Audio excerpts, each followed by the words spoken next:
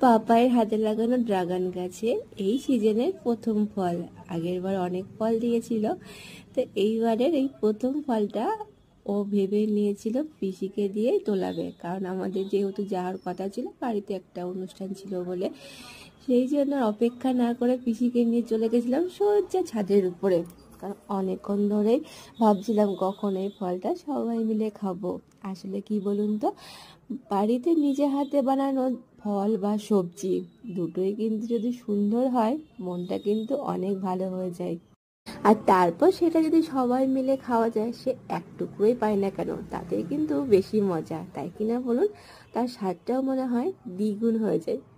কিন্তু সত্যি এই রেড কালারের ড্রাগন ফ্রুটের স্বাদ কিন্তু অপূর্ব।